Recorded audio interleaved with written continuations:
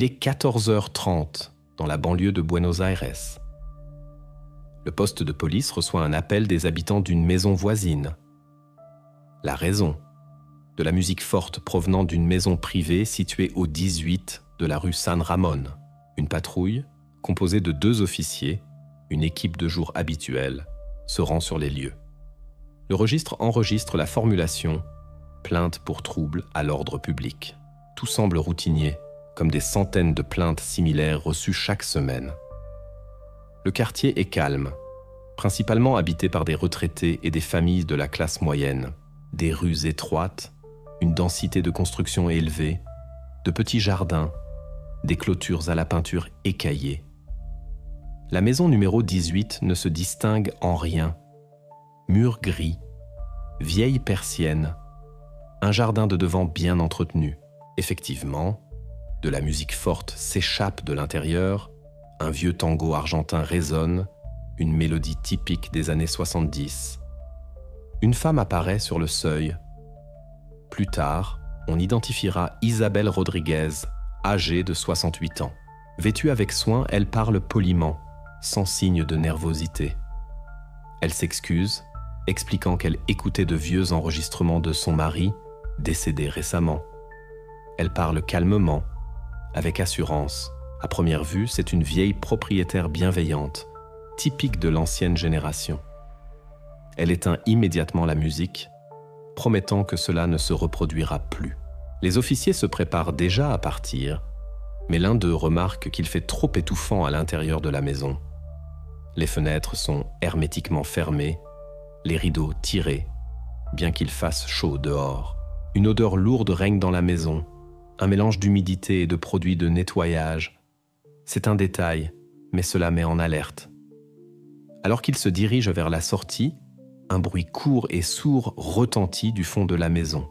Cela ne ressemble pas à des pas, plutôt à un coup ou à la chute d'un objet. Isabelle réagit instantanément. Elle dit que ce sont les tuyaux. La maison est vieille. Ça fait toujours du bruit. Son explication semble calme, mais trop rapide. L'un des officiers décide de vérifier. Il demande la permission d'inspecter la maison. La femme hésite, mais accepte. Ils traversent un couloir étroit. De vieilles photos de famille sont accrochées au mur. Sur la plupart des clichés, Isabelle, un homme d'âge moyen et plusieurs femmes plus jeunes. Plus loin, le salon, propre, rangé, mais comme s'il n'avait pas été utilisé depuis longtemps. Tout est à sa place, aucun objet égaré. Un des officiers remarque une porte au fond du couloir. Poignée métallique, traces récentes de tournevis. Et le plus important, une serrure, installée à l'extérieur. Une serrure à peine dormant ordinaire, mais sur le côté extérieur de la porte. Cela semble étrange. Il s'arrête, examine la porte, puis se tourne vers la propriétaire. Quelle est cette pièce ? La salle de bain, répond-elle. Il y a des travaux. La réponse est banale, mais ne convainc pas. Des vieilles taches de peinture sont visibles sur le sol près de la porte, mais il n'y a pas d'odeur de travaux. Son collègue s'approche, tend l'oreille. Un son à peine perceptible se fait entendre de l'intérieur. Difficile de dire ce que c'est. Peut-être une respiration, peut-être des pas. À partir de ce moment, la situation cesse d'être routinière.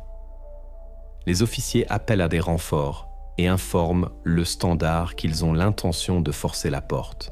Isabelle tente de protester, disant que c'est une propriété privée, mais sa voix devient de moins en moins assurée. Lorsque la porte s'ouvre, l'air dans la maison semble se figer. Une odeur froide et humide s'échappe de l'intérieur. La pièce est petite, sans fenêtre. Au sol, un vieux matelas, un seau, une bassine en plastique avec de l'eau. Une femme est assise contre le mur, très maigre, vêtue de vieux vêtements, avec de longs cheveux emmêlés. Elle ferme les yeux à cause de la lumière et ne dit pas un mot. La patrouille appelle les secours. La femme s'identifie comme Lucia. Selon elle, elle vit ici depuis 4 ans.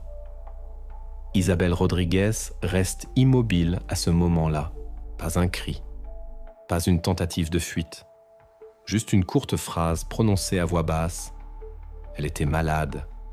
Je l'aidais. À ce stade, l'histoire cesse d'être une affaire domestique. Une enquête commence, qui révélera bientôt que bien plus que de simples travaux se cachaient derrière cette porte. Pendant que les médecins prodiguent des soins à la femme trouvée, les enquêteurs établissent les premiers procès-verbaux. Lors de l'inspection, l'identité de la propriétaire est établie. Selon les documents, Inés Ramirez, 68 ans, originaire de la province de Santa Fe, veuve. Elle vivait seule dans cette maison depuis les 20 dernières années. Sa pension est versée régulièrement. Aucune dette de service public. Aux yeux des voisins, c'est une femme tranquille, réservée, mais polie. Elle était souvent assise dans la cour, taillant des roses, saluant tout le monde, mais ne se mêlant à personne. Ensuite, l'identité de la deuxième femme, trouvée derrière la porte verrouillée, est établie. Son passeport se trouvait dans un tiroir du salon. Nom, Sofia Alvarez, 26 ans. La photo sur le document correspond à l'apparence de la victime. La signature sur le passeport est nette, régulière, mais visiblement ancienne, faite clairement il y a de nombreuses années. Les premières requêtes dans la base de données donnent un résultat inattendu. Selon les informations du service des personnes disparues, Sofia est recherchée depuis juin 1998. La déclaration a été déposée par sa mère, qui vit dans une autre ville. Le dossier indique « Dernier contact, visite à une parente maternelle. Après cela, le contact a été perdu. Et voilà maintenant, 4 ans plus tard, cette même parente se tient devant les enquêteurs dans la même maison où la disparue a été retrouvée. Officiellement, Inés Ramirez n'a jamais été impliquée dans l'affaire pendant tout ce temps. Ni mention, ni interrogatoire. Son nom n'est apparu qu'une seule fois, comme personne de contact pour clarifier les détails. Lorsque les enquêteurs demandent comment il se fait que sa nièce se trouvait chez elle, Inés répond simplement « Elle était malade. Je prenais soin d'elle. » Elle le dit calmement, sans la moindre gêne. Son discours est cohérent. Ses intonations sont assurées. Mais plus les policiers écoutent, plus il devient évident que son histoire ne correspond pas à ce qu'ils voient, à ce qu'on voit sur place. Dans la cuisine, ils trouvent des emballages de médicaments vides, tous périmés.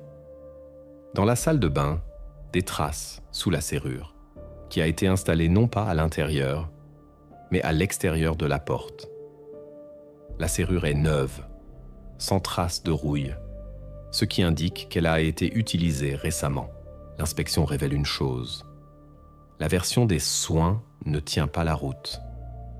Les médecins constatent chez Sofia une grave dénutrition et des signes de confinement prolongé dans un espace clos. Sur ses mains, des marques de pression laissées par des cordes ou des bracelets, non pas de blessures récentes, mais d'une vieille habitude de fixer ses mains dans une même position. Après cela, les policiers reprennent les documents. Il est important pour eux de comprendre comment 2 personnes ont pu vivre dans la même maison sans que personne ne le remarque. La réponse vient en partie des voisins. Selon eux, Inés sortait rarement. Elle sortait parfois les poubelles, parfois allait au magasin, mais presque toujours à la même heure. Elle ne recevait pas d'invités et n'ouvrait jamais le portail aux étrangers. La lumière dans la maison s'allumait toujours dans les mêmes pièces. À l'arrière de la maison où se trouvait la salle de bain, les fenêtres étaient assez barricadées de l'intérieur. Ces détails s'assemblent pour former une image qui ne peut plus être attribuée à l'étrangeté d'un caractère âgé. La maison, qui semblait ordinaire, s'avère être un espace isolé, où pendant plusieurs années, quelque chose de systématique et de caché s'est produit. À ce moment, les enquêteurs procèdent à la première constatation officielle. La femme retrouvée est bien Sofia Alvarez, portée disparue depuis 4 ans. Ce qui signifie que, légalement, elle était considérée comme disparue pendant tout ce temps. Formellement, Cela signifie une chose. Inès Ramirez n'a non seulement pas signalé la localisation de sa nièce, mais l'a également délibérément cachée. À partir de ce moment, le statut de l'affaire change. D'une vérification de routine suite à une plainte, elle passe à la catégorie d'enquête criminelle. Il ne s'agit plus d'une simple atteinte à la tranquillité des voisins. C'est un cas de séquestration illégale, potentiellement lié à une histoire plus profonde. L'enquête devra comprendre pourquoi Inès a gardé le silence tout ce temps et ce qui s'est passé exactement dans sa maison. La première chose que fait l'équipe d'enquête après l'identification de Sofia est de rouvrir l'ancien dossier d'archives concernant sa disparition. Le dossier est daté de juin 1998. Des feuilles usées, du texte tapé à la machine, de vieilles signatures, un tampon vérifié. C'est un dossier ordinaire des archives du département local. La formulation : déclaration de disparition d'une femme adulte. Dernier contact, la parente Inès Ramirez. Et c'est ici qu'apparaît le premier détail important. La personne qui a déposé la plainte dans cette affaire est Inès elle-même. C'est-à-dire qu'il y a 4 ans, c'est elle qui a informé la police que sa nièce avait disparu, sans laisser de traces. Formellement, elle a alors joué le rôle d'une parente inquiète. Plus tard, cela jouera un rôle clé, car c'est cette déclaration qui a fermé toutes les autres pistes de recherche pour la police.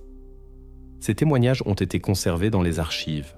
Inès avait raconté que Sofia serait partie à l'étranger, en Espagne, où elle voulait trouver du travail. Elle affirmait que sa nièce s'était mêlée à de mauvaises fréquentations, avait cessé de répondre aux appels et, comme l'avait dit Inès à l'époque, avait commencé une nouvelle vie sans se soucier de sa famille. Dans le procès-verbal, ces mots sonnent comme une version standard, souvent adoptée à l'époque dans les affaires de disparition. Partie volontairement, sans signe de crime. Plus tard, les enquêteurs ont trouvé plusieurs confirmations qui semblaient alors convaincantes. L'une des cousines de Sofia se souvenait avoir reçu une lettre soi-disant d'elle, avec un cachet étranger.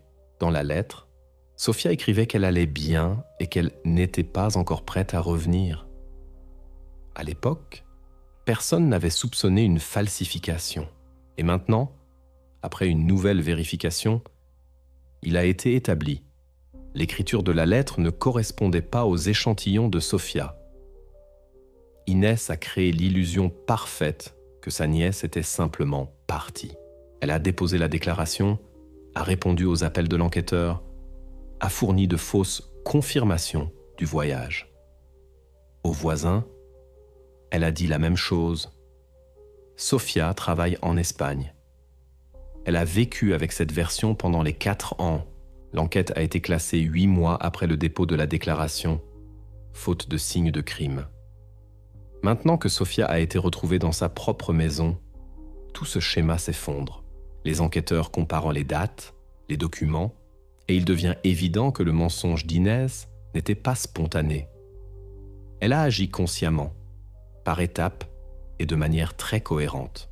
D'abord, elle a déposé la déclaration pour donner l'impression d'une inquiétude. Puis elle a elle-même contrôlé le flux d'informations, répondant aux demandes de la famille et de la police. Pendant tout ce temps, elle a construit autour d'elle l'image d'une femme âgée et bienveillante que personne n'aurait soupçonné de tromperie. Lorsque les enquêteurs compareront ces anciens témoignages avec ses explications actuelles, les incohérences sont évidentes. À l'époque, elle disait que Sofia était partie. Maintenant, elle dit qu'elle était malade et ne pouvait pas sortir. Il n'y a rien de commun entre ces versions. De plus, les nouvelles informations réfutent complètement les anciens témoignages. Ce n'est pas seulement un mensonge, c'est la dissimulation délibérée d'une personne portée disparue et une entrave directe à la justice. Légalement, cela signifie qu'Inès peut être poursuivie non seulement pour séquestration illégale, mais aussi pour faux témoignages, falsification de documents et entrave à l'enquête. À ce moment-là, le procureur décide de fusionner l'ancienne affaire de disparition et la nouvelle enquête en une seule procédure. Officiellement, elle porte maintenant un autre numéro. La formulation est « détention illégale, associé à la dissimulation de l'identité de la victime et à l'entrave à l'enquête. À partir de ce moment, l'affaire passe du stade de la constatation des faits à une enquête à part entière. Les enquêteurs devront comprendre pourquoi Inès a agi ainsi, comment elle a réussi à cacher sa nièce pendant 4 ans et qui, à part elle, aurait pu connaître la vérité. Après l'hospitalisation de Sofia, les enquêteurs retournent à la maison d'Inès pour procéder à un examen complet. La maison est scellée, la zone bouclée. De l'extérieur, tout semble calme. Façade soignée, jardin entretenu, marche d'entrée propre. Mais à l'intérieur, derrière les murs propres et les vieux meubles, commence une autre réalité. L'examen débute par la même salle de bain où Sofia a été trouvée. Dans le procès-verbal, cette pièce est désignée comme zone d'isolement. L'espace ne dépasse pas 4 mètres carrés. Au sol, un matelas fin sans drap, à côté une bassine en plastique et une bouteille d'eau. La fenêtre est fermée par une grille métallique de l'intérieur. Le ventail est scellé avec du ruban adhésif. Sur le rebord de la fenêtre, une couche de poussière et quelques fleurs séchées. L'air est vicié, lourd. La ventilation ne fonctionne pas. Sur les murs, des traces d'humidité, de la peinture écaillée. Les enquêteurs notent chaque détail. Sur le mur, un crochet sur lequel sont accrochés des vêtements. En dessous, un vieux livre sans couverture, la couverture arrachée. Au sol, quelques fragments de papier, un stylo sans capuchon, des cuillères rouillées. Tout est soigneusement rangé dans des sacs séparés. Chaque objet reçoit un numéro et la signature de l'expert. Au début, on pense que ce ne sont que des traces d'un long séjour en isolement. Mais l'un des enquêteurs remarque quelque chose qui change le cours de l'examen. Sur le mur carrelé, près du sol, de petites encoches soignées sont visibles. Elles sont disposées en rangées, alignées, et s'étendent presque jusqu'au niveau du lavabo. Au début, on pense que ce ne sont que des traces de nettoyage ou des dommages sur le carrelage. Mais en y regardant de près, il devient clair qu'il s'agit de marques systématiques, faites à la main. Ils sont plus de 100. Certaines sont plus profondes, d'autres à peine visibles, comme si quelqu'un avait tenu un compte, jour après jour, mois après mois. L'enquêteur prend une lampe et fait glisser la lumière sur la surface. Les encoches sont regroupées, chaque dizaine séparée par un long trait. À côté de certaines, de courtes inscriptions sont visibles, difficilement lisibles, comme si elles avaient été faites avec un morceau de crayon. Printemps, juillet, pluie. Plus tard, les experts en compteront le nombre. Ils sont exactement 1460. Cela fait 4 ans. Chaque encoche représente un jour passé dans cette pièce. C'est la première confirmation matérielle des paroles de Sofia. Jusqu'alors, tout ne reposait que sur son témoignage. Mais maintenant, l'enquête dispose d'une preuve matérielle, enregistrée sur place. Le calendrier est retiré en présence de témoins. Des empreintes sont prises de chaque carreau, photographiées, et leurs coordonnées sont notées sur le plan de la pièce. Les experts constatent que les entailles ont été faites avec le même objet, avec une force à peu près égale. Cela signifie qu'elles ont été faites par une seule personne, de manière séquentielle, jour après jour, sans interruption. Pour l'enquête, c'est un point important. L'ancienneté des égratignures peut être déterminée par la profondeur et la nature de la patine. Les experts judiciaires confirmeront plus tard. Les premières traces datent approximativement de l'époque où Sofia était officiellement portée disparue. Les dernières ont été faites pas plus de quelques jours avant la découverte. Le processus n'a donc pas été interrompu. Pendant 4 ans, quelqu'un a tenu ce compte, enfermé dans la pièce. Ce n'est plus un simple symbole ou une marque sur le mur. C'est un témoignage visuel d'isolement, un document du temps, enregistré par la victime elle-même. Pour les enquêteurs, cela devient un tournant. Le calendrier prouve que la séquestration n'était pas accidentelle ou de courte durée. Elle a duré systématiquement et sous contrôle. Lorsque les résultats de l'expertise sont ajoutés au dossier, la formulation des documents change. Ce n'est plus une possible détention illégale, mais un fait avéré de privation de liberté prolongée. Cet épisode devient la preuve centrale de l'accusation. La maison d'Inès se transforme d'un bâtiment résidentiel en scène de crime. Chaque détail est désormais examiné sous un autre angle. Les bols comme élément d'isolement, le matelas comme moyen de confort minimal, et le calendrier mural comme le journal silencieux d'une personne qui, pendant tout ce temps, a simplement attendu que quelqu'un ouvre enfin la porte. C'est à partir de ce moment que l'enquête cesse de considérer Inès comme une femme qui en a trop fait avec les soins. C'est désormais une suspecte de détention systématique d'une personne. La prochaine tâche des enquêteurs est de comprendre le motif. Pourquoi a-t-elle fait cela et qu'est-ce qui l'a poussée à garder le secret pendant toutes ces années ? 12 heures après l'inspection de la maison, l'enquêteur signe un mandat d'arrêt contre Inès Ramirez. Le document est rédigé rapidement, toutes les bases formelles sont déjà établies. Preuves, témoignages, expertise. La femme âgée, qui la veille se tenait tranquillement sur le pas de la porte et assurait que rien ne s'était passé, est désormais officiellement désignée comme suspecte. Elle est arrêtée le matin alors qu'elle sort de l'hôpital après un bref examen. Tout se passe calmement, sans résistance, sans hystérie. Elle regarde droit devant elle et ne dit rien. L'interrogatoire est fixé le même jour. Inès s'assied en face de l'enquêteur, croise les mains sur la table et garde le silence. Formellement, on lui explique ses droits. On lui lit l'article. Elle acquiesce, mais ne prononce toujours pas un mot. Le procès-verbal note « ne répond pas aux questions, émotionnellement stable ». Cependant, son regard n'est pas vide. Il est attentif, vif, comme si elle évaluait quelque chose, ajustant ce qui se passe à un scénario préalablement réfléchi. L'enquête suit une logique simple. Si la séquestration a duré 4 ans, il est extrêmement difficile de le faire seul. Il y a donc pu y avoir de l'aide. La première demande concerne l'entourage. On vérifie les voisins, les proches, les employés des magasins à proximité. Les interrogatoires durent 3 jours. Résultat, néant. Personne n'a rien vu, rien entendu, rien remarqué. Les voisins de la rue se souviennent d'Inès comme d'une femme recluse qui sortait rarement de chez elle.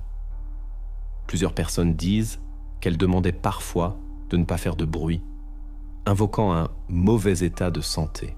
Mais aucun témoin ne mentionne que quelqu'un d'autre vivait dans la maison.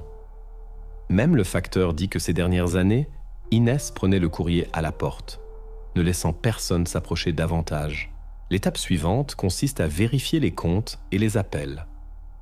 L'analyse téléphonique montre qu'Inès n'a presque pas utilisé son téléphone fixe ces dernières années. Elle n'avait pas de téléphone portable.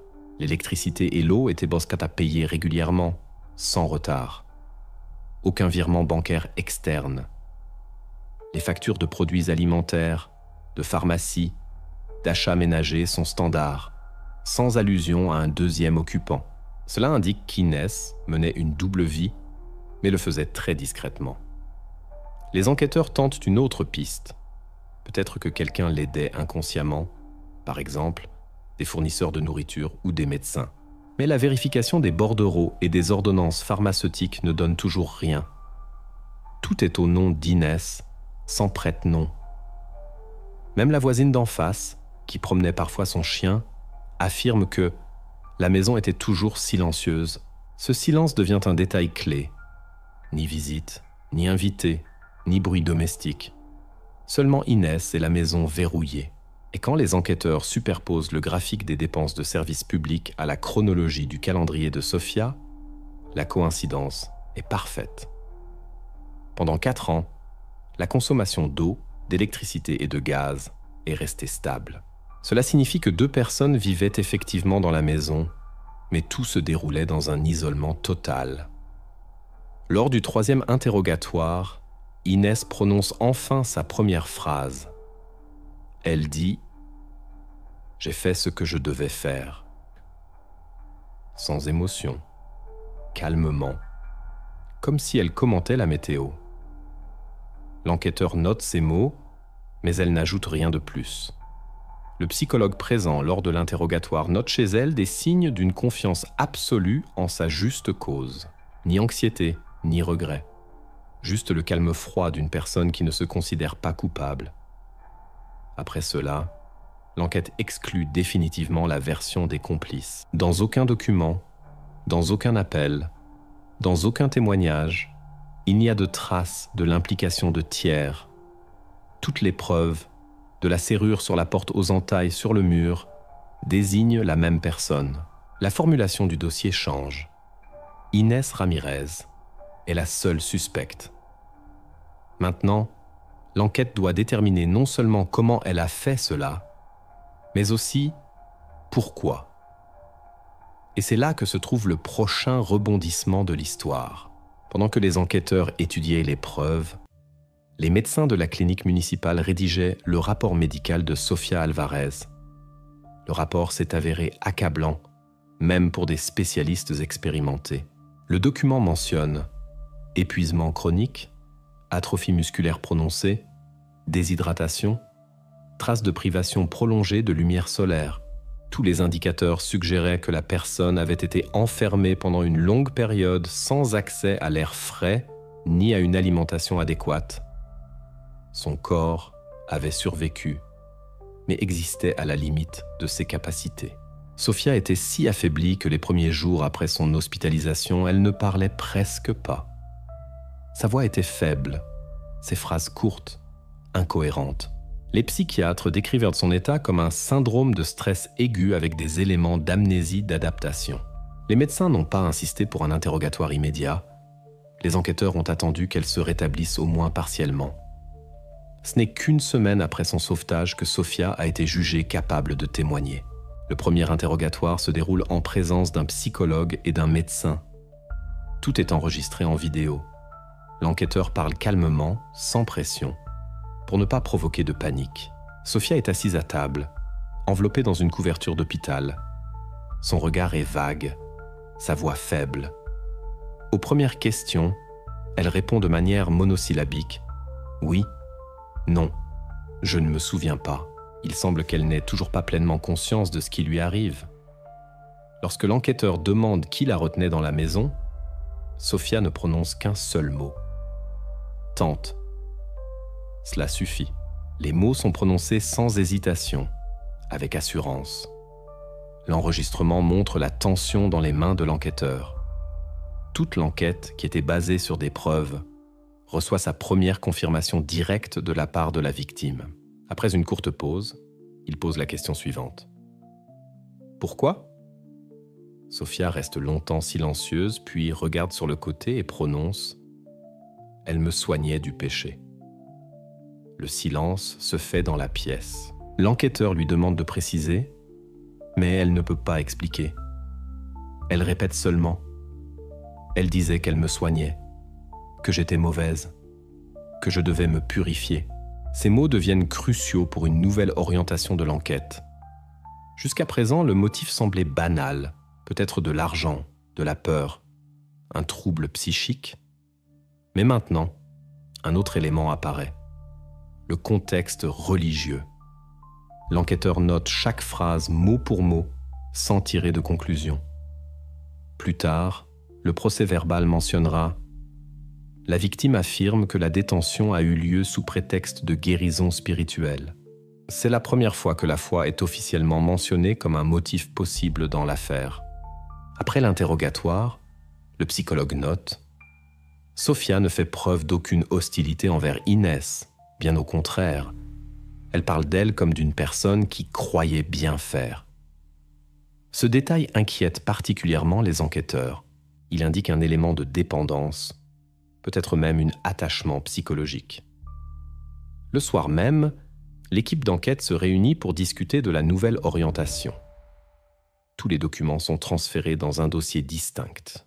Il est décidé de demander des informations sur l'activité religieuse d'Inès Ramirez, ses liens avec des communautés religieuses et d'éventuelles sectes. À ce stade, l'histoire cesse d'être simplement une affaire de séquestration. C'est maintenant une enquête sur la foi, le fanatisme et la façon dont, sous le couvert de la guérison, de longues années d'isolement et de peur ont pu être cachées. L'affaire prend officiellement une nouvelle direction. La vérification du motif religieux. Après 2 semaines de silence, Inès Ramirez accepte enfin de parler.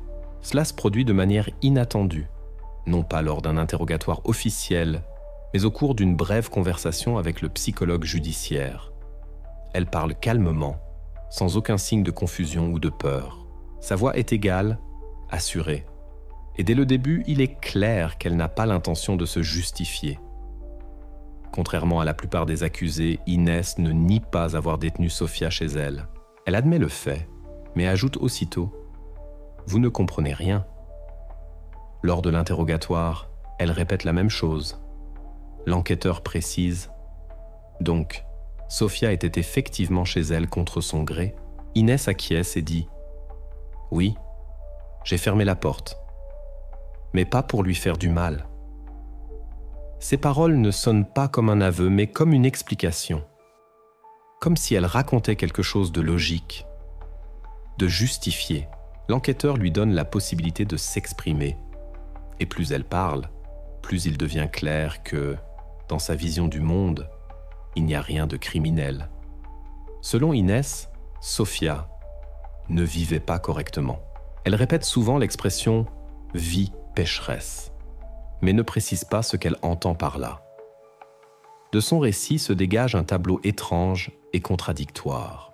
Inès assure avoir agi par la volonté divine, que sa nièce aurait eu besoin de purification et de repentance.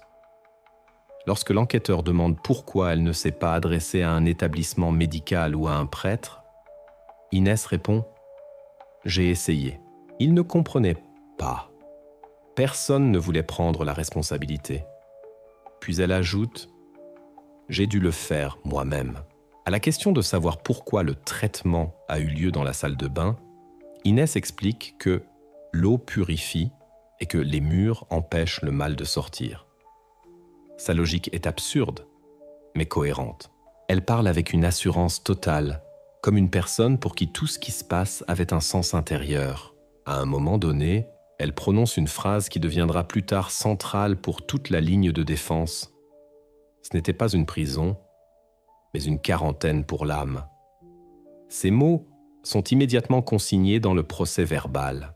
Ils reflètent la façon dont Inès percevait la réalité.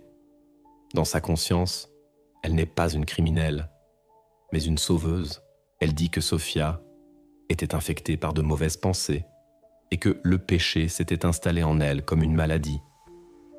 Selon elle, la pièce fermée était le seul moyen de retrouver la lumière. Pour l'enquête, cette déclaration marque un tournant. D'un côté, Inès reconnaît les faits, détention, isolement, contrôle. Mais d'un autre côté, elle refuse catégoriquement d'admettre l'intention. Elle affirme n'avoir pas causé de tort, mais au contraire, avoir tenté de guérir. L'expertise psychologique menée plus tard décrit Inès comme une personnalité présentant des signes de troubles délirants à caractère religieux. Mais d'un point de vue juridique, elle reste saine d'esprit. Elle comprenait ce qu'elle faisait et était consciente des conséquences de ses actes. Cela signifie qu'elle ne peut être considérée comme irresponsable. Elle porte l'entière responsabilité de ce qui s'est passé. La position de la défense s'articule précisément sur cette frontière entre le fanatisme religieux et la conscience juridique. L'avocat affirme qu'Inès agissait avec de bonnes intentions, qu'elle ne comprenait pas qu'elle enfreignait la loi. L'enquête, au contraire, y voit un contrôle conscient et une manipulation. Officiellement, Inès Ramirez n'admet qu'une seule chose. Elle a enfermé Sofia. Mais elle refuse de considérer cela comme un crime. Pour elle, c'était un rite, une épreuve, une mission. Et c'est à ce moment précis que l'enquête cesse d'être une simple affaire de séquestration illégale. Elle se transforme en une histoire sur la frontière entre la foi et la folie.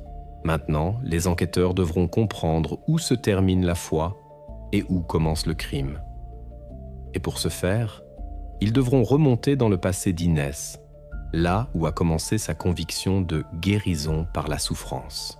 Lorsque l'enquête a piétiné dans la recherche des motifs, l'enquêteur a décidé de revenir au plus simple, les documents.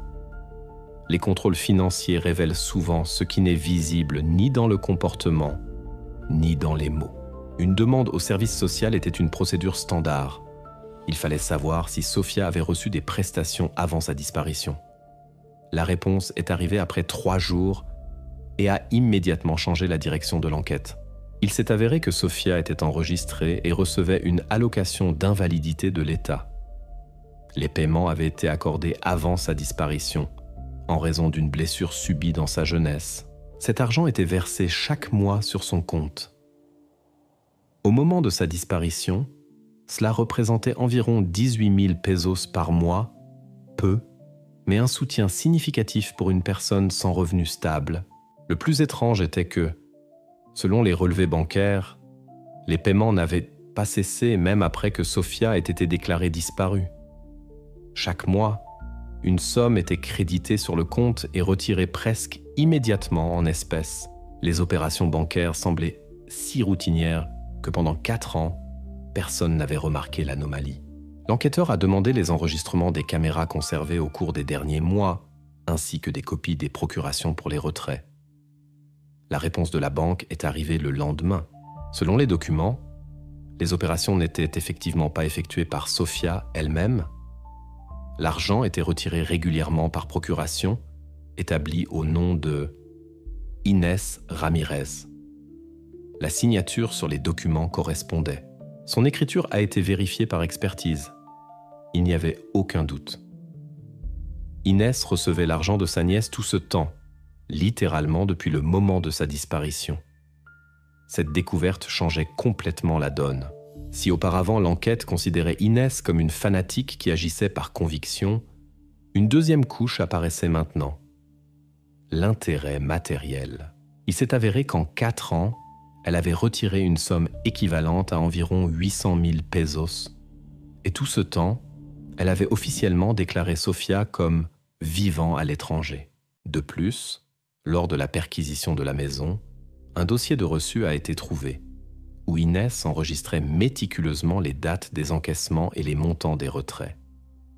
Il n'y avait pas une seule ligne manquante dans ses notes. Tout était tenu avec précision, méticuleusement, comme un rapport comptable. Cela ne parlait pas d'un hasard, mais d'une systématicité. Les experts financiers ont établi un résumé. Tous les fonds avaient été utilisés pour les charges, les réparations de la maison et les dépenses personnelles d'Inès. Aucune trace de transfert, de dons ou de dépenses liées au traitement de Sofia n'a été trouvée. Maintenant, les enquêteurs voyèrent devant eux 2 lignes de motivation. La première, religieuse, construite sur une idée déformée de purification. La seconde, financière, basée sur un intérêt égoïste banal. Ces 2 lignes ensemble créaient un portrait complexe et contradictoire d'une femme capable de justifier ses actes par la foi, tout en agissant avec un sang-froid calculé. Le parquet a ajouté une modification à l'acte d'accusation. À l'article sur la séquestration illégale s'est ajoutée l'accusation de fraude et de détournement de fonds. D'un point de vue juridique, cela a renforcé la position de l'accusation, mais d'un point de vue psychologique, cela a rendu l'affaire encore plus complexe. Maintenant, l'enquête devait comprendre ce qui était primaire dans les actions d'Inès, le fanatisme ou l'argent. Car la réponse à cette question déterminait toute la suite de l'enquête, y compris la peine et la qualification du crime. L'affaire a cessé d'être une simple histoire de porte close. Elle s'est devenue une histoire sur la double nature du mal humain, quand la foi et le profit s'entremêlent à tel point qu'il est impossible de les séparer. Une fois que l'enquête a obtenu les preuves financières et constaté le motif religieux, la question principale subsistait. Inès Ramirez comprenait-elle ce qu'elle faisait? Ou bien tout ce qui s'est passé dans cette maison était-il le résultat d'un trouble mental qui l'avait privé de la capacité de rendre compte de ses propres actions? Pour répondre à cela, le tribunal a ordonné une expertise psychologique et psychiatrique approfondie. De telles vérifications sont rares en Argentine, et sont considérées comme décisives dans les affaires complexes. Tout dépend des conclusions des spécialistes. Soit la personne est déclarée irresponsable et envoyée en traitement, soit elle est jugée selon les règles générales. Dans le cas d'Inès, l'expertise est devenue un élément clé de la défense. Son avocat insistait sur le fait que sa cliente ne comprenait pas la réalité et agissait sous l'influence de délires religieux maladifs. Une commission de 3 experts a étudié Inès pendant plus d'1 mois. Elle a subi une série d'entretiens, de tests psychologiques, de vérification de la réaction émotionnelle, et son comportement a été observé pendant les interrogatoires. Inès ne résistait pas, ne discutait pas, répondait volontiers aux questions. Elle racontait calmement son acte, sans montrer ni anxiété ni regret. En même temps, elle ne se trompait jamais dans les détails. Chacune de ses réponses était claire, réfléchie, avec une logique interne. Cela a mis les experts en alerte. Le rapport de la commission a noté qu'Inès démontrait un système stable de croyances religieuses avec des signes de troubles délirants. En d'autres termes, elle présentait effectivement une perception déformée de la réalité. Elle percevait les événements à travers le prisme d'idées mystiques. Mais en même temps, elle conservait pleinement sa capacité de raisonnement et de contrôle. Elle comprenait où elle se trouvait, à qui elle parlait et quelles conséquences pouvaient survenir. La principale experte de la commission, le docteur Lucia Mendoza, l'a formulée ainsi. Inès Ramirez souffre d'un trouble mental, mais n'est pas en état de psychose. Elle était consciente de la nature factuelle de ses actes et pouvait les diriger. Cette conclusion a marqué un tournant. Elle a brisé la ligne de défense construite sur l'idée de la folie. Du point de vue du tribunal, une personne peut être croyante, fanatique, même s'égarer. Mais si elle comprend qu'elle commet des actes illégaux, elle en est responsable. C'est exactement ce qui s'est passé avec Inès. Elle savait qu'elle enfermait sa nièce, comprenait que c'était illégal, mais se justifiait par une conviction intérieure qu'elle faisait le bien. Les experts ont décrit en détail son profil psychologique. Selon eux, Inès n'était pas agressive, ne prenait pas plaisir au contrôle ou au pouvoir. Ses actions n'étaient pas dictée par la cruauté, mais par la conviction. Elle croyait qu'elle accomplissait une mission et toute souffrance infligée à autrui était considérée comme un sacrifice nécessaire. Cela la rendait non moins dangereuse qu'une personne agissant avec un sang-froid calculé. Les psychiatres ont indiqué que son comportement était typique des personnes ayant des idées religieuses obsessionnelles. Cependant, au moment de commettre les actes, elle restait consciente, capable d'évaluer les conséquences. Elle n'avait pas de psychose, d'hallucination, de perte de contact avec la réalité, ce qui signifie qu'au sens juridique, elle était saine d'esprit. Le verdict officiel de la commission fut bref, saine d'esprit, peut prendre conscience de la nature et de la dangerosité sociale de ses actes. Pour l'enquête, ce fut la confirmation finale. La défense ne pourra plus se retrancher derrière un diagnostic.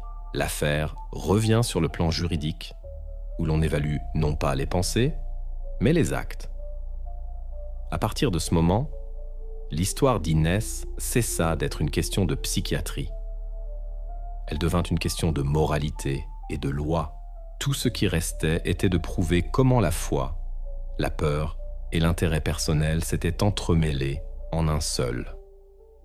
Les enquêteurs savaient, la phase finale était à venir, où chaque détail de son passé serait décortiqué. Lors de l'un des interrogatoires suivants, Inès prononce inopinément un nom qui, jusqu'alors, n'avait figuré dans aucun procès verbal. Elle parle d'un certain Matteo. Selon elle, c'est lui qui est la cause de tous les malheurs de Sofia. Dans son récit, cet homme est présenté presque comme un symbole du mal. Elle le nomme le diable, le tentateur et la chute. L'enquêteur note ce nom dans le procès verbal car pour la première fois, Inès désigne quelqu'un de concret, à part elle-même et sa nièce. Inès affirme que Sofia a changé après avoir rencontré ce garçon, qu'elle a cessé d'aller à l'église, est devenue différente. Elle le dit avec une telle assurance, comme s'il ne s'agissait pas d'une personne réelle, mais d'un ennemi qui avait détruit l'ordre de son monde. Pour les enquêteurs, c'est la première piste indiquant une possible influence extérieure. Si Inès dit la vérité, Matteo pourrait avoir été non seulement un prétexte, mais un participant à toute l'histoire. La police demande ses coordonnées et, en quelques jours, établit sa localisation. Matteo vit dans un autre quartier, travaille comme mécanicien automobile. Il ne se cache pas et accepte calmement de le rencontrer. Dès les premières minutes, il devient clair que son histoire est tout autre. Il n'évite pas les conversations, ne se justifie pas. Il raconte tout clairement, sans émotion superflue. Selon Matteo, Sofia et lui se sont rencontrés près d'1 an avant sa disparition. Leur relation était ordinaire. Ils se rencontraient, allaient au cinéma, passèrent du temps ensemble. Il note qu'au début, Inès était contre, mais pas ouvertement. Elle se comportait poliment, mais froidement. Progressivement, la tension a commencé à monter. Chaque fois qu'il venait chez Sofia, la tante trouvait un prétexte pour intervenir. Elle se plaignait du bruit, critiquait ses manières, lui reprochait son incroyance. Un jour, selon lui, elle lui a dit directement qu'il enlevait la lumière à Sofia. Après cela, elle a commencé à lui envoyer des messages. Ils étaient étranges, un mélange de citations religieuses et de menaces. Il les a conservés sur un vieux téléphone, et ces enregistrements ont été transmis aux enquêteurs. Dans l'un des messages, Inès écrivait « Tu ne comprends pas que tu la mènes à sa perte. Dieu t'a tourné le dos et elle doit le comprendre avant qu'il ne soit trop tard. » Pour l'enquête, ces messages ont marqué un tournant. Ils ne confirmaient pas seulement qu'Inès haïssait Matteo, mais montraient aussi à quel point son obsession avait pris la forme d'une idée fixe depuis longtemps. Cela avait commencé bien avant l'isolement de Sofia, au moins 1 an avant sa disparition. Matteo a fourni un alibi pour toute la période où Sofia a disparu. À ce moment-là, il vivait déjà avec une autre femme, et sa localisation était confirmée par des transactions bancaires, des voisins et son employeur. La vérification a montré que ces dires concordaient avec les données de l'enquête. Aucune preuve ne le liait à la maison d'Inès ou au crime lui-même n'a été trouvé.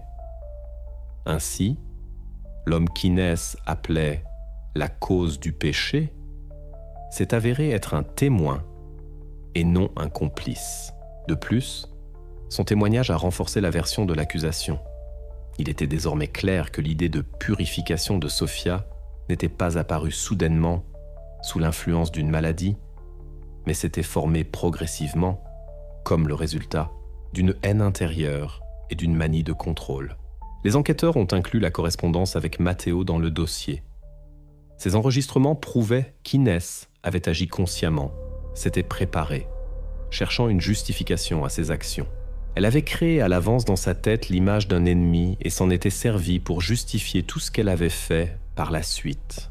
Officiellement, Matteo a été reconnu comme témoin et son témoignage était devenu un élément important de la base d'accusation. Pour le procureur, c'était une nouvelle confirmation qu'Inès ne croyait pas simplement à sa propre justesse. Elle avait délibérément conduit Sofia à l'isolement, se convainquant qu'elle le faisait pour la sauver. Maintenant, l'enquête devait passer à la dernière partie, le procès, où tous ces détails, documents et témoignages devaient s'assembler pour former une image cohérente. L'histoire, qui avait commencé comme une guérison religieuse, apparaissait maintenant comme un crime prémédité, avec un sang-froid calculé et de profondes motivations personnelles. Après l'interrogatoire des témoins et l'expertise des psychiatres, les enquêteurs ont décidé de revenir au tout début, au passé d'Inès Ramirez. Avant les événements avec Sofia, elle vivait de manière assez recluse, mais avait travaillé dans le domaine médical. Ce fait a longtemps semblé être une formalité, jusqu'à ce qu'un des enquêteurs attire l'attention sur la date de son licenciement, il y a exactement 10 ans. Dans son dossier personnel à l'hôpital, une brève explication était notée, licencié à sa propre demande. Mais les enquêteurs expérimentés savaient que de telles formulations cachaient presque toujours des conflits internes. Un dossier archivé contenant les documents du personnel a été demandé, Parmi les rapports, les signatures et les ordres médicaux se trouvait effectivement une feuille de rupture de contrat, sans annotation, sans sanction disciplinaire. Cependant, quelques jours plus tard, les enquêteurs ont trouvé autre chose, une note de service interne avec la mention « pour administration seulement ». Elle mentionnait le nom de Ramirez et une brève description de l'incident. Méthode de traitement inadéquate avec un patient. Pour comprendre ce que cela signifiait, les enquêteurs ont contacté d'anciens collègues d'Inès à l'hôpital. Beaucoup n'y travaillaient plus, mais ont accepté de témoigner. Un des infirmiers seniors, qui avait travaillé avec elle pendant plusieurs années, s'est souvenu d'une histoire dont on avait alors préféré ne pas parler publiquement. Il a raconté qu'Inès avait un jour fermé la porte de la chambre et n'avait laissé personne approcher le patient, affirmant qu'elle menait une procédure spirituelle. Le patient, un homme d'âge moyen, était hospitalisé pour un trouble psychiatrique aigu. Inès, selon ses collègues, s'était montrée agitée ce jour-là. Elle assurait que l'homme était possédé et que les médicaments ne serviraient à rien tant qu'il n'y aurait pas de purification. Lorsque le personnel médical a tenté d'entrer, elle a bloqué la porte de l'intérieur et n'a pas ouvert pendant près d'1 heure. À l'intérieur, selon les souvenirs des témoins, elle lisait des prières et l'aspergeait d'eau du robinet. Après l'incident, le patient a été transféré dans un autre service et la direction de l'hôpital a décidé de ne pas ébruiter l'histoire. À l'époque, il s'était décontenté d'un avertissement interne et d'une proposition de départ à l'amiable pour éviter toute publicité. Dans la documentation médicale, ce cas est resté comme une violation éthique, sans plus de détails. Pour l'enquête, ce fut une révélation. Le comportement passé d'Inès reflétait entièrement ce qu'elle avait fait plus tard avec Sophia. Isolement, justification religieuse, conviction qu'elle sauvait. La différence n'était que dans l'ampleur.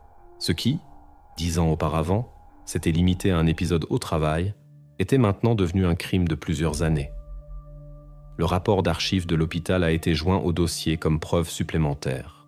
Légalement, il ne pouvait pas remplacer les preuves directes, mais psychologiquement, il était crucial. Il montrait un modèle de comportement stable. Inès ne s'était pas simplement effondrée subitement. Ses actions avaient des racines profondes dans le passé. L'enquêteur en charge de l'affaire a noté dans son rapport « La nature des actions coïncide. L'objet de l'impact est choisi selon le principe de la proximité personnelle et perçu comme porteur de péché. Le but est l'isolement et la soumission sous prétexte religieux. Le motif est une conviction fanatique de la justesse. » Ce document est devenu le fragment manquant qui a permis de relier l'histoire en une chaîne cohérente. Il était désormais évident que le cas de Sophia n'était pas le résultat d'une impulsion, d'une maladie ou d'un hasard. C'était le point culminant d'un long processus interne, où la foi se transformait progressivement en instrument de contrôle. À partir de ce moment, l'affaire a pris une nouvelle gravité. L'enquête a dépassé le cadre d'un drame familial unique. Elle considérait désormais la figure d'Inès comme une contrevenante systématique, capable de récidive. Cela signifiait que le tribunal la regarderait non pas comme une fanatique, mais comme une personne dangereuse dont les convictions menaient directement au crime. Les enquêteurs comprenaient, le procès était imminent, et ce qui auparavant ressemblait à une tragédie personnelle est devenu un exemple de la façon dont une foi inoffensive peut se transformer en une obsession dangereuse si elle n'est pas arrêtée à temps. Avant de transmettre l'affaire au tribunal, l'enquêteur programme un dernier interrogatoire. Formellement, il sert à clarifier les détails, mais en réalité, c'est une dernière tentative d'obtenir une confession directe d'Inès. La pièce est petite, une table en métal, 2 caméras, une vitre d'observation. Inès entre calmement, comme si elle venait non pas à un interrogatoire, mais à un rendez-vous. Dans les mains de l'enquêteur, tous les documents sont soigneusement disposés. Relevés bancaires, rapport d'experts, témoignage de Matteo, copie du document interne de l'hôpital. Tout ce qui, au cours des mois d'enquête, s'est assemblé en un système clair. L'enquêteur commence calmement. Il dépose la première enveloppe. les mouvements bancaires. Sur l'écran du projecteur apparaissent les données. Pendant les 4 années où Sofia était portée disparue, les paiements mensuels de son compte continuaient d'être versés sur la carte d'Inès. Au total, une somme équivalente à plusieurs années de salaire. Inès écoute, sans détourner le regard. Lorsque l'enquêteur fait une pause, elle dit doucement « L'argent est un péché. Je l'ai sauvé d'eux. Ils détruisent l'âme. » L'enquêteur ne répond pas. Il sort simplement le dossier suivant. Le rapport de l'hôpital. Les témoignages de collègues qui ont raconté comment, 10 ans auparavant, Inès avait enfermé un patient dans sa chambre, assurant qu'elle expulsait le mal de lui. Il lit un extrait de l'enquête interne. Le personnel n'a pas été autorisé à entrer dans la pièce. Le patient était en état de stress. Les actions de Ramirez ont été jugées contraires à l'éthique. Inès sourit. Il ne comprenait à rien. Des aveugles soignent des aveugles. Et moi, je voyais ce qu'il craignait. Le timbre de sa voix est égal, sans irritation. Tout ce qu'elle dit sonne non pas comme une défense, mais comme une explication. Comme si, dans sa vision du monde, il n'y avait pas de contradiction entre la loi et sa foi. Elle est convaincue d'avoir agi correctement. L'enquêteur poursuit. Il sort une photo, la seule qu'ils aient décidé de montrer. Sur celle-ci, Sofia au moment de son sauvetage. Épuisée, affaiblie, le regard absent. La photo a été prise par des criminalistes le jour où la police a été appelée. Il pose la photo sur la table et ne dit pas un mot. C'est le moment sur lequel il comptait. Habituellement, même les suspects les plus obstinés ne supportent pas de voir les conséquences de leurs actes. Mais Inès ne change pas d'expression. Elle regarde longtemps la photo, puis la repousse doucement vers l'enquêteur.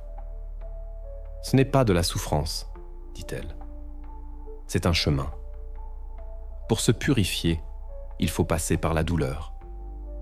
Le corps est périssable. Je sauvais son âme. » L'enquêteur note dans le procès-verbal. Ces mots figureront plus tard dans le dossier presque mot pour mot.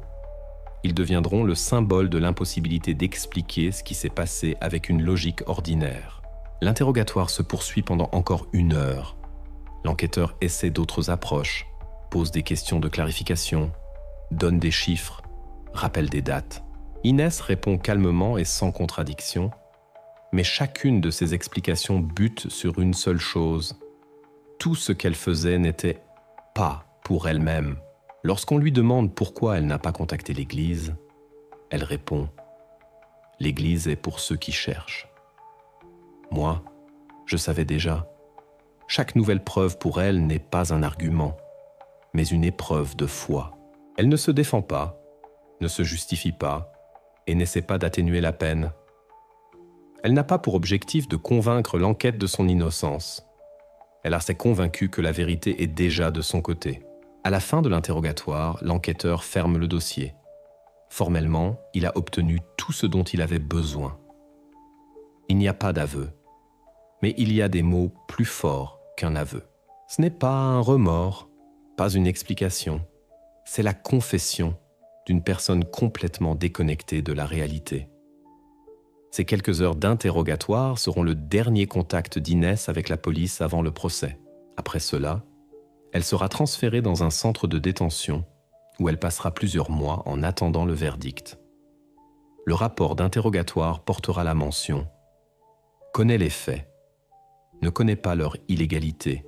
L'enquête a estimé qu'il était impossible de la convaincre. Mais du point de vue de la loi, ce n'était plus nécessaire. Il ne restait plus qu'à rassembler les derniers documents et à transmettre l'affaire au tribunal. C'est là que l'histoire d'Inès Ramirez devait recevoir son évaluation finale.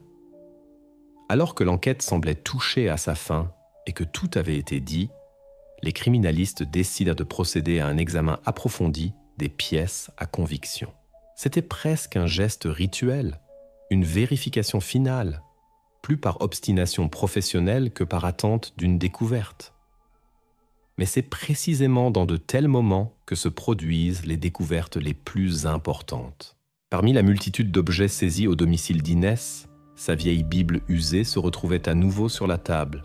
Elle était restée là, à côté de dossiers poussiéreux, pendant plusieurs mois, car à première vue, elle ne semblait être qu'un objet personnel. Lorsque les criminalistes ont activé l'éclairage ultraviolet pour vérifier la présence de traces, des lignes à peine visibles sont apparues sur les marges du livre, comme si quelqu'un avait écrit au crayon, puis avait essayé d'effacer. Sous une lumière normale, elles étaient presque invisibles. Mais sous la lampe de laboratoire, elles sont clairement apparues. Les lignes suivaient le texte, d'une écriture petite et soignée. Certains mots étaient en soulignés, et des chiffres étaient inscrits à côté. Les experts ont pris des photos, renforcé le contraste, et il est devenu clair qu'il ne s'agissait pas de notes aléatoires, mais d'entrées datées. Au début, personne ne pouvait comprendre la signification de ces chiffres. Ils ressemblaient à une séquence de jours. Mais plus ils avançaient dans les pages, plus ils devenaient évidents. Inès tenait une sorte de journal.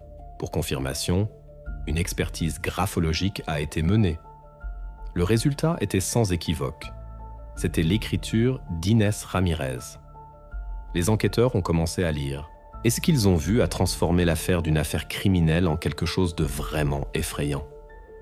Sur les pages figuraient des entrées faites sur plusieurs années. Chaque date était accompagnée d'une courte phrase. Parfois, ce n'était que 3 ou 4 mots. Jour 45. Refus de manger. Orgueil. Puis, jour 132. Confession incomplète. Mensonge dans les yeux. Quelques pages plus loin, jour 1150, a reconnu le premier péché. La lumière est proche. Plus ils avançaient, plus il devenait difficile de lire. Toutes ces années, Inès avait consigné les événements sous forme de rapports spirituels. Elle ne se contentait pas de séquestrer Sophia. Elle observait, analysait, enregistrait, comme si elle menait une expérience. Dans ses notes, il n'y avait ni doute, ni compassion, ni tentative de justification. Seulement le rythme et la structure sèche, jour, action, réaction, résultat. Les enquêteurs ont compris. Ils avaient devant eux un journal froid et calculateur. Pas des notes émotionnelles, pas des prières intérieures, mais un document cohérent et systématique. Elle tenait un compte rendu tout le temps, comme si elle exécutait un programme de purification. Et chaque ligne prouvait que ce n'était pas une folie passagère. Tout ce qui s'était passé avait été planifié, formalisé sous la forme d'une thérapie spirituelle. Sur la dernière page figurait l'inscription « Jour 1482. L'épreuve est terminée. Je remercie le Seigneur pour la force de ne pas abandonner. » Sous cette phrase, une signature soignée et une date. Cette inscription coïncidait avec la semaine où les voisins avaient entendu des bruits étranges provenant de la cave pour la première fois et avaient appelé la police. Pour l'enquête, ce fut une percée. Pour la première fois de toute l'enquête, une preuve est apparue qui ne pouvait être interprétée de 2 manières. Ce n'est pas l'avis d'un témoin, pas un diagnostic, pas une conjecture. C'est un aveu écrit de la main d'Inès elle-même. La Bible a été soigneusement emballée, inscrite au registre des preuves matérielles et envoyée pour expertise. Des preuves de ce genre sont rarement rencontrées. Elles combinent un document, un aveu personnel et un portrait psychologique. Sur la base de l'analyse du texte, les experts sont arrivés à la conclusion. Les notes ont été faites à des moments différents, mais avec la même structure et le même rythme. Cela confirme qu'Inès a consciemment tenu la chronique de son traitement pendant toute la période d'isolement. Maintenant, l'accusation disposait d'un outil qu'il était impossible de déformer. Ni la foi, ni les interprétations, ni les arguments de la défense ne pouvaient changer le fait. Une personne consciente de ses actes enregistrait chaque jour le déroulement de ses actions. Cela signifiait non pas un trouble, non pas un hasard, mais un calcul. Cette découverte fut le point final de l'enquête. Après l'apparition du journal, Tout devint évident. Inès ne se contentait pas d'agir, elle construisait un système. Et cela signifiait que le tribunal allait devoir examiner non seulement le crime, mais aussi l'idéologie qui le sous-tendait. Lorsque Inès fut à nouveau conduite dans la salle d'interrogatoire, l'atmosphère était déjà différente. Maintenant, l'enquête n'avait plus de conjectures, plus de versions, seulement des faits enregistrés de sa propre main. Sur la table devant elle se trouvait ce même livre, une couverture usée, des pages décolorées, mais ce n'était plus un symbole de foi, mais une preuve. L'enquêteur l'ouvrit délicatement à la page avec des notes au crayon, écrites d'une écriture pâle, mais reconnaissable. Quelques secondes de silence, juste le froissement des papiers et le bourdonnement étouffé de la lampe. « Ce sont vos notes », dit l'enquêteur sans élever la voix. Elle regarde les pages longtemps, presque calmement, comme si elle voyait devant elle non pas une preuve, mais quelque chose de personnel, de sacré. Dans son regard, il n'y a pas de peur, pas de tentative de se justifier. Il n'y a qu'une certitude, un étrange sentiment de sa propre justesse. Puis elle hoche lentement la tête. « Oui », répond-elle doucement. « C'est moi qui l'ai écrit. » L'enquêteur prend note, mais reste silencieux. Il n'interrompt pas. Inès continue d'elle-même, comme si elle craignait que ses paroles ne soient mal interprétées. « Ce n'est pas un journal de crime, » dit-elle. « C'est un chemin. Je l'ai tenu pour me souvenir de ce que nous avons traversé. Ce n'est pas une preuve, c'est la chronique de sa guérison. Dans sa voix, il n'y a pas de fausseté, aucune intonation qui pourrait indiquer un mensonge ou un désespoir. Elle parle comme si elle était sûre que tout le monde autour d'elle ne comprend tout simplement pas qu'elle n'a rien fait de mal. Chaque entrée dans le livre, selon elle, est un pas vers la purification. Chaque date est une preuve de foi et non de culpabilité. Le détective tourne la page. Sous la lampe, des lignes apparaissent. Jour 9, 186. Silence. L'épreuve continue. Il lit à voix haute, lentement, comme pour vérifier sa réaction. Inès écoute et acquiesce. « Oui, c'est moi qui ai écrit cela. Nous devions traverser le silence. Ce n'est que dans le silence que l'on peut entendre Dieu. » Il montre une autre page. Jour 1450. L'épreuve est terminée. « C'est aussi vous ?» demande le détective.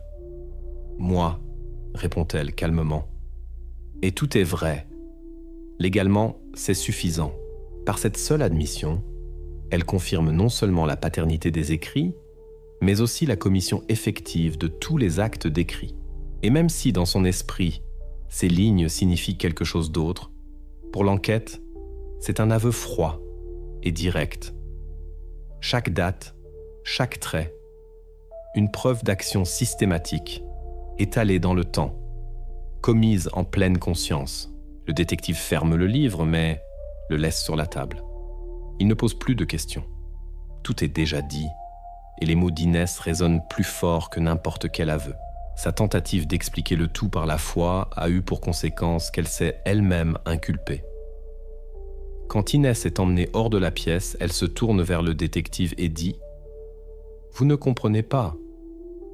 Vous jugez la chair, et moi, je jugeais l'âme. » Il ne répond rien. Dans le procès verbal d'interrogatoire, une courte note apparaîtra. L'accusé a confirmé l'authenticité de la preuve, n'a pas montré de remords, ne conteste pas le contenu des écrits. C'était suffisant. La Bible est emballée dans une enveloppe séparée. Son aveu fait de ce document une preuve définitive, irréfutable, légalement propre, émotionnellement dévastatrice. Désormais, personne ne pouvait dire que c'était une fiction ou des suppositions. Tout ce qui s'est passé a été consigné par Inès elle-même, et elle ne le nie pas. Pour l'enquête, c'est la fin, le point logique vers lequel tout menait. Le mobile est connu, les preuves confirmées, les témoignages enregistrés. Le dossier est maintenant prêt pour le tribunal. Tout ce qui a commencé par un appel anonyme et une vieille maison en périphérie s'est transformé en une accusation complète et documentée. Et à venir, la phase finale, l'audience publique, où Inès Ramirez apparaîtra pour la première fois non pas comme une parente fanatique, mais comme une personne dont les actes seront jugés selon la loi, et non la foi. Lorsque l'enquête a achevé l'analyse du journal et les interrogatoires, il était temps de reconstituer la chronologie des événements. Les enquêteurs ont littéralement reproduit minute par minute le premier jour, celui-là même qui a marqué le début de l'isolement de 4 ans de Sofia. Pour ce faire, ils ont utilisé les témoignages de la victime elle-même, des fragments des écrits d'Inès et les données des expertises. Le scénario résultant ne laissait aucune place au hasard. Tout ce qui s'était passé avait été planifié à l'avance. Selon Sofia, elle était alors dans un état vulnérable. Après une dispute avec ses parents, elle avait quitté la maison, ne sachant où aller. Inès lui avait proposé de rester chez elle, pour un temps, le temps que les choses se calment. Pour la famille, cela semblait naturel.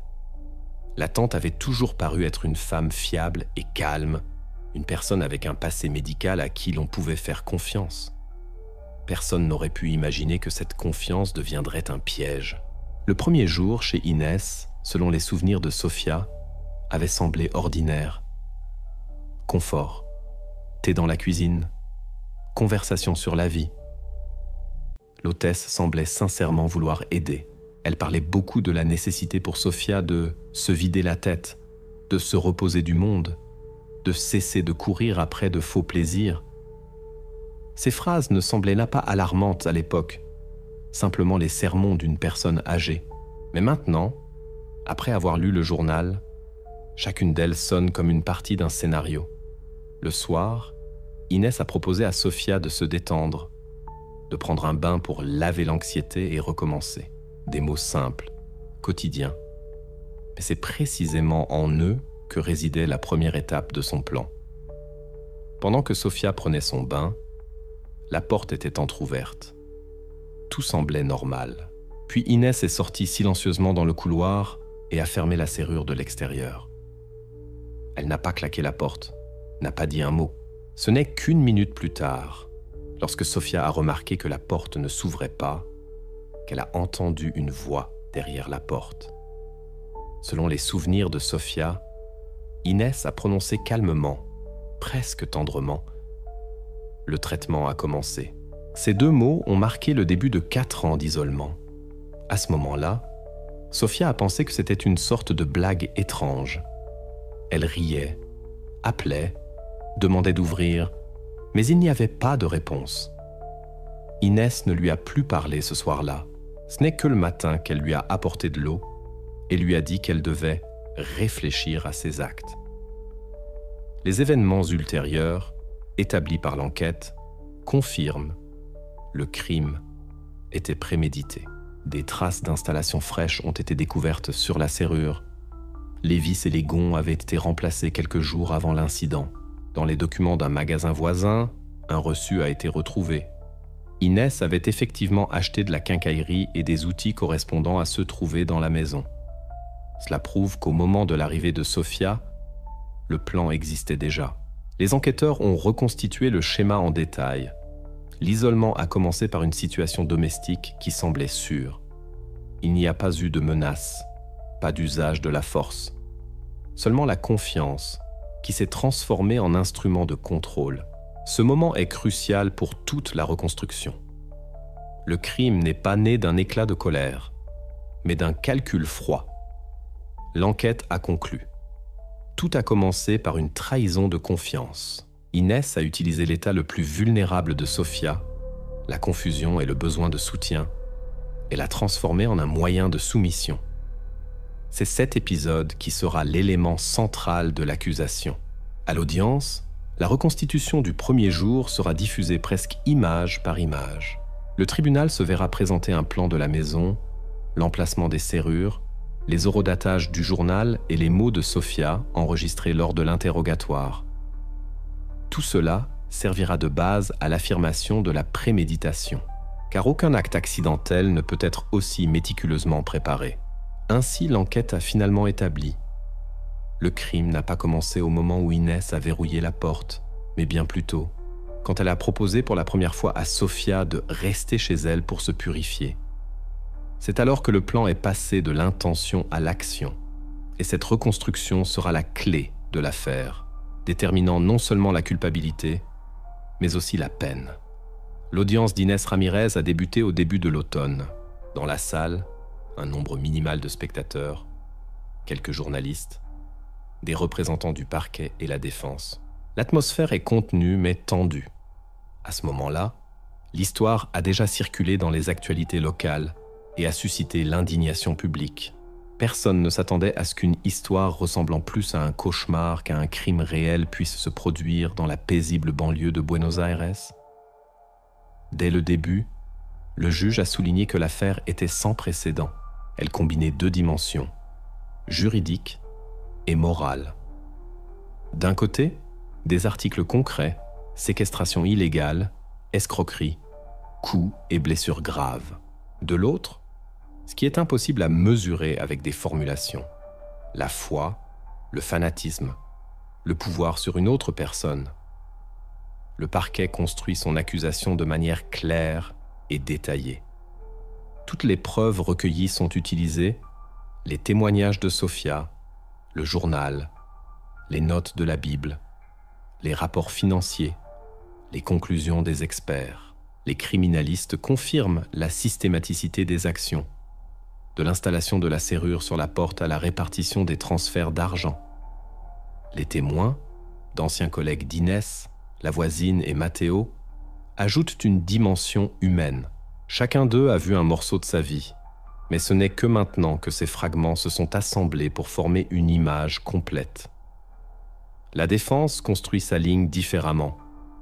Il ne conteste pas les faits, mais insiste sur la motivation. Selon l'avocat, Inès n'avait pas conscience de la criminalité de ses actes, pensant agir pour le bien. Les juristes font appel aux conclusions médicales à un trouble religieux, frôlant le délire. Ils affirment que ce n'est pas le mal, mais une erreur, pas la cupidité, mais une foi déformée. Le procureur répond calmement, mais fermement. Il souligne que pendant toutes ces années, Inès n'a pas manifesté le moindre regret, que l'argent qu'elle recevait continuait d'affluer sur son compte, que le journal ne contient aucune trace de doute, seulement de contrôle et de purification. Il met l'accent sur la cohérence des actions, sur le calcul et le sang-froid. Ces mots sonnent particulièrement lourdement lorsque la page du journal avec l'inscription « Jour 1450 ». L'épreuve est terminée, apparaît à l'écran. Le silence se fait dans la salle. Inès est assise calmement, sans émotion apparente. Lorsque le juge lui accorde le dernier mot, elle se lève sans hésitation. Elle parle d'une voix égale, assurée, regardant droit devant elle. Je ne reconnais pas le jugement terrestre, je ne réponds que devant Dieu. Tout ce que j'ai fait était au nom de la lumière. Vous ne comprendrez pas. Ces mots deviennent sa dernière déclaration. Ils ne contiennent aucun remords, seulement la conviction de sa propre rectitude. Pour les jurés, cela a sonné comme un rejet de la logique humaine. Après la dernière séance, le tribunal se retire pour délibérer. Dans la salle, le silence, seulement le bruissement des papiers. Près de 2 heures s'écoulent. Quand les juges reviennent, personne ne doute de l'issue. Le verdict est prononcé sans émotion, d'un ton officiel. Inès Ramirez est reconnue coupable de tous les chefs d'accusation. Le tribunal prononce une peine de 15 ans de privation de liberté dans un établissement correctionnel à régime général. Il est en outre ordonné de recouvrer les fonds illégalement obtenus et de compenser le préjudice subi par la victime. Au moment de la lecture du verdict, Inès ne réagit pas. Elle ne pleure pas, ne regarde pas autour d'elle. Elle sourit doucement, comme si cette issue lui était connue d'avance. Sofia est absente de la salle. Sur décision du tribunal, elle a témoigné à huis clos et n'assiste pas à la lecture. À ce stade, la partie juridique de l'histoire se termine. La justice est formellement rétablie, mais le sentiment d'un achèvement total ne vient jamais. Dans l'affaire Inès Ramirez, trop de choses dépassent le cadre de la loi, là où le fanatisme s'entremêle à la foi et où le pouvoir sur une personne devient un dogme personnel. Peu après le verdict, l'affaire est classée et transférée aux archives. Mais ces copies, photos et documents d'enquête seront longtemps utilisés lors de séminaires juridiques et de cours de psychologie criminelle. Car c'est un cas rare où un crime n'est pas simplement commis, il découle de la conviction que le mal peut être justifié par de bonnes intentions. Et c'est ce qui le rend vraiment effrayant. Après l'annonce du verdict, Inès Ramirez a passé quelques semaines de plus en isolement avant d'être transférée à la prison pour femmes près de Cordoba. Son trajet du tribunal aux portes de l'établissement a duré moins de 24 heures. Mais en fait, c'était la fin de toute une vie. Il n'y avait sur elle aucune trace d'hystérie, aucune tentative de résistance. Elle marchait calmement, avec le même visage qu'elle avait eu en écoutant le verdict, comme si elle n'allait pas en prison, mais là où, comme elle le disait elle-même, commence la purification. En prison, elle a reçu une cellule individuelle en raison de son statut, infirmière, condamnée pour un crime de nature particulière. Selon les surveillants, Inès passe la majeure partie de son temps à prier, ne participe pas aux travaux communs, parle rarement. Les lettres que les journalistes ont tenté de lui remettre sont renvoyées, non ouvertes. Pendant ce temps, Sofia achevait une longue réhabilitation. Physiquement, elle se rétablissait rapidement, mais le travail psychologique s'est avéré infiniment plus complexe. Plusieurs mois sous la supervision de médecins, puis un retour progressif à une vie normale. Selon l'enquête, il lui a fallu plus d'1 an pour sortir seule pour la première fois. Elle évite l'attention, ne donne pas d'interview et ne commente pas l'affaire. Tout ce que l'on sait, après sa sortie, elle a changé de nom, est partie dans une autre ville et s'efforce de ne pas faire parler d'elle. La maison où tout s'était passé a été mise en vente immédiatement après le procès. L'adresse n'était pas indiquée dans l'annonce pour éviter les curieux. Selon des données non officielles, l'acheteur l'a acquise à un prix réduit et l'a entièrement reconstruite. Les cloisons intérieures ont été démolies, les fenêtres remplacées, la façade repeinte. Il ne reste rien de son aspect précédent. Les habitants disent qu'une famille avec 2 fils adultes y vit maintenant, et personne ne se doute de l'histoire cachée derrière ces murs. Mais les anciens voisins contournent toujours cette propriété. Ils disent que c'est trop silencieux la nuit. Les psychologues ayant participé au processus ont noté plus tard, le cas d'Inès est devenu un exemple classique de fanatisme religieux poussé à une forme pathologique. Plusieurs universités ont inclus les documents de l'affaire dans leurs cours de psychiatrie criminelle et d'éthique. Dans la presse, cela a été appelé le syndrome de Ramirez. Lorsqu'une personne, ayant une formation médicale, se place au-dessus de la morale professionnelle et humaine, justifiant toute action par la foi. Juridiquement, l'histoire est terminée. Tous les documents, procès-verbaux, rapports, aux archives. La décision de justice est devenue exécutoire, et pour l'État, c'est une affaire classée. Mais pour Sofia, elle ne se terminera jamais. Les conséquences de tels événements ne s'effacent pas avec le temps. Elles changent simplement de forme. Quelqu'un perd sa vie, quelqu'un sa foi en elle. Plusieurs années se sont écoulées, mais même aujourd'hui, le nom d'Inès Ramirez refait surface de temps en temps dans les médias argentins. Certains se souviennent d'elle comme d'une femme folle, d'autres comme un avertissement que le mal ressemble rarement à un monstre. Il peut être silencieux, bienveillant, souriant, et c'est précisément pourquoi le plus dangereux. Cette histoire a fait jurisprudence. Par la suite, le pays a modifié les règles de vérification du personnel travaillant avec des personnes vulnérables. Au niveau législatif, des exigences supplémentaires ont été établies pour l'évaluation psychiatrique des spécialistes. Mais pour ceux qui ont étudié cette affaire, sa valeur principale n'est pas dans les lois, mais dans le rappel que le mal ne vient pas de l'extérieur. Il naît de la certitude d'une personne qu'elle sait mieux que les autres ce qu'est le bien.